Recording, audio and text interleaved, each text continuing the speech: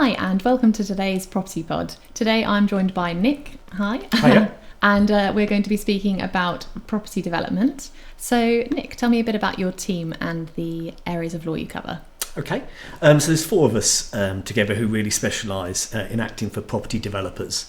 And we probably sort of do two things really. First of all, we're acting for property developers on acquiring the site and then sort of developing the site after that, and then the selling off of the individual units. Mm-hmm. And then also because we've got quite a bit of expertise around acting for property developers, some of the larger developers will often ask us to act for a landowner. Mm-hmm. And so we often get contacted by a landowner saying they're selling their site to a developer and can we act for them? So we sometimes appear on the other side of the fence, which we think is good because we understand the property developer's sort of point of view and understand the documentation as well. So that tends to be the sort of work that the team are dealing with. Hmm. Okay, great. And in relation to property development, what options are available if the land doesn't have planning permission available? Okay, so I mean the developer first of all could just acquire the land from the landowner and then go and get the planning permission itself. Mm-hmm. The problem with that option is that the developer's taking all the risk. So what happens if the land doesn't get planning permission? It's not going to be very valuable to the developer, not going to be able to build out what they want to do on it. So they would only probably do that if they could buy that land for a really good price, or they were pretty sure that they could definitely get planning on it. Mm-hmm. The other one that you see is sort of option agreements. So this is where a developer will go to a landowner and say to the landowner, right, I want you and I to enter into an agreement that gives me the right to purchase the land from you. Mm-hmm. When I've got planning. And they may fix the price at that point for the land with planning, or they may have a market value calculation to work out the price down the line. So now there's a contract in place between the landowner and the developer. So the developer feels in a safe position to go and spend money on planning, which could be tens of thousands of pounds. So they feel able to go and spend that money in the knowledge that if they get planning, they can force the landowner to sell to them at a particular price. Mm-hmm. And the landowner feels comfortable that they've got someone doing something with their land in terms of trying to get planning consent for it. So you often see sort of the option agreements. And then probably the sort of third style of agreement is where the developer and the landowner sort of go into the deal together. So it's called a joint venture agreement or a development agreement or something along those lines. And so this is where effectively the landowner is saying, well, I'm going to put the land in, and the developer saying, well, I'm putting the expertise of getting planning permission and indeed doing the build as well. And we're going to put this into the deal together, and then we might have a profit split as to how after we get all the money at the end, how that splits out between us, and that will all be documented in that particular form of agreement. Mm-hmm. And it may be that the developer says, well, actually I'm not going to build the property out at the end, I might just market it for someone else to buy it. They're a form of development agreement, they're called promotion agreements. So there's some different sort of options there for the landowner and the developer to think about. And is there like a particular option for each one that you would say is obvious to go for, or would you be able to, I suppose you'd be able to advise on that sort of stuff, wouldn't you, for the individual or I think from a developer's point of view, it's unlikely they're going to want to go for buying the land up front. An option's quite good for a developer in the sense that they've got control of the land then, and they've got no obligation to have to buy it. So that can be quite a good route for the developer, less so for the landowner perhaps. At the moment we're seeing more and more of the joint venture type, where I think the landowner knows they've got land which has some real value. It may have a really genuine prospect of planning, and so the landowner is saying, look, I know there's some good money here to be made, and therefore they want to really be in the deal. They want to be sharing some of the profits with the developer. So I'm seeing more and more sort of joint venture development agreement type arrangements coming through now. Okay, great. And if a landowner wants to purchase land, would you say that they should get the planning permission in place first, or what would you recommend with that? Yes, if the landowner has got the land and it's rather than going to the developer for the developer to go and get the planning, it is an option, of course, for the landowner to go and get the planning. I mean, I've had a client recently who did it that way. They spent quite a long time going off and getting the planning, and it can be expensive. But if the landowner has the funds available to do it, and has sort of planning consultants and other people on board to help them, then that can be good, because of course then you've uplifted the value of your land already. So you've got a value of your land as just sort of farmland or just as amenity land, and then you've got a different value now it's got planning consent. So effectively you brought that value back to the landowner. So if the landowner can do that, then if they then enter into a deal with a developer to later build the units on the land, they should be getting a bigger chunk of the pie, because they've done all the planning aspect as well, rather than the developer having to do it. But it does require, I think, a landowner to have some contacts, have the time to do it, and also have the money to spend at doing it, because they may be unsuccessful. So it's a sort of no win no fee type arrangement on something like that. There's no guarantees as to whether they'll actually be successful at the end of it. Okay, great. And once a business owner knows they want to purchase a commercial property, what sort of checks do you think that they need a solicitor to carry out?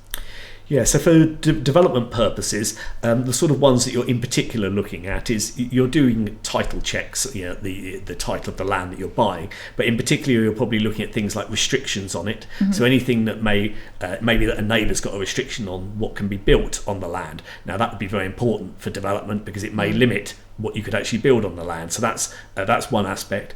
Another one is any rights of way. Obviously, if you're you've got a piece of land, you're looking to build houses upon that land, you need to make sure there aren't any rights over part of the land or through the middle of it or down the side of it, because that would limit the way where you can put your houses and everything else. So that can be really important. So they're the main sort of title checks. And then you've got sort of checks that you'd make of like the local and other authorities.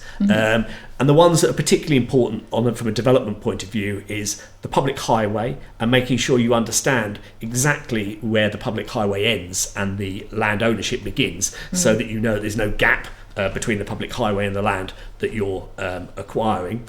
So that's the important one. And also the other ones are sort of utility type searches. So understanding, where sort of all the pipes for services run across the land, because again, it has an impact about the way that the development is set up and how profitable the development can be for the developer. So they're probably the particular ones that from a legal point of view, the developer's going to be interested in. Okay, great. And if you're purchasing land with another person, why do you think a joint venture agreement is so important? Well, it's like any other legal agreement, I think I'd start by saying, which is that it becomes really important when people fall out. Oh, okay. Generally, it gets a bit messy. Generally people will say, well, I don't need a legal agreement. And the answer is you don't often need a legal agreement when things are good. But when things go sour or something that wasn't expected happens, then people will then come to a lawyer and say, okay, what's my legal position? And the answer will be, did you have a written down agreement? And they'd say, if they haven't, then it can be very difficult to unravel. So the number one important bit is that I think it deals with the situation where things go wrong or parties fall out, and there's a very clear exit to that you've defined and dealt with. The other purpose of doing it, I think, is also just to really clarify understanding. So often two parties enter into it and they've got some headlines that they've agreed between them, but at some of the more detailed levels, they haven't really discussed them because they haven't really thought about them. Now, as lawyers, that's sort of the levels that we operate at. So, we've got sort of a checklist of sorts of things that you'd expect to sort of have thought about. And what an agreement can do is it just helps both parties to think those things through. Which, by doing that, strengthens, I think, the relationship, or means that the deal that is put together, is one that sort of can last the course of time. Whereas otherwise, some of these things don't get thought about, then they get underway, and then all of a sudden something happens. They say, I didn't think about that, and there's a falling out around it. Whereas if you've sort of spoken about all those things and documented them all, then I think it helps with the general relationship, too. So I think it's critical, really. If you're going to do a big project where there's an exit and there could be significant sums of money, you should go to the trouble to document it properly. And I suppose you see people all the time where they just haven't thought about it at the beginning, because they're like, oh, it's my best friend, or like my best buddy, like business partner, and then they're just in a sticky situation at the end, and it's like, oh, why didn't I do this sooner? Yeah, definitely. Too often, really. It's it's a sort of common call that you get, whereby you sort of said, is there any written down agreement? No, there isn't. And then you're sort of trying to have to look at what the legal relationship is otherwise, and it's And what the problem then, in particular for something like development, is that timing can be really important. I.e., if you need to sort of sell the units, you need to sell them at a certain period of time. And if you're sort of just stuck because you and a partner have fallen out and you've got no clear way of resolving that because you've got no agreement, and therefore it's down to lawyers then trying to sort it out, it can delay matters. And as a result of that delay, then the projects can become unprofitable and everything else. So it's really important, I think, in particular in property development. Yeah, definitely. And what are the benefits to buying land and drafting the development agreement with the same lawyer, do you think? Okay. So you could use one lawyer to purchase the land, and then you could try to come to a different sort of lawyer who's got more expertise on the sort of development agreement side. I mean, it's something that my team, we cover all of it. And I think the advantage that you've got then is the development agreement will have aspects of it that relate to the process of the development. Therefore, to a certain extent, if you understand the site that you've acquired, it's much easier to draft the development agreement. I mean, one thing to make clear is that you can't act, if you're drafting a development agreement, you can't act for the developer and also the landowner. You can only act for one, one of those parties. Someone else would need to act for the other party. But certainly, it would be sensible, I think, at the outset to use the same lawyer to do the development agreement as does the site acquisition as well. Okay, great. And what key clauses and considerations should a property developer consider adding to a development agreement, do you think? Okay. So, I mean, there's lots of different variations around this, but I think one way to think about it is the sort of the life cycle of what's happening on a development. So you might start with thinking about the planning stage. And one of the questions is going to be, well, okay, if the developer has to go and get planning as part of that development agreement, what happens if planning isn't granted? Does the developer have to go and appeal it? Does the developer have to put in some other planning application? So first of all, sort of questions around that planning stage and getting a successful planning application. Then the next stage is, okay, so we've got successful planning now, so now we'd start the build. So then the questions then I think come into, well, first of all, being able to get on the site. So if the landowner still owns the site, can you come on to the site and obviously do the build? But also sort of alongside that, sort of discharging any of the planning conditions and how you deal with that side of things, and trying to understand also whether or not the developer is going to build out the whole project or whether they're intending to sell it now just with planning to, say, another developer. So if that's the case, you'd want some different provisions around that. And then you sort of come to sort of almost the end of it all, where the units are now being sold, money's now coming in, and then there's a question of, well, how does that money get distributed? So how do they split it between the landowner, and the developer? Who gets paid in what priority? We often talk about it as like a waterfall of funds, as the money sort of drops down to different tranches. So there's that side of things, and then sort of that might be your bare bones of it, and then you'll have specific sort of provisions around termination, which is really important. So what happens if someone doesn't do what they're meant to be doing in the agreement?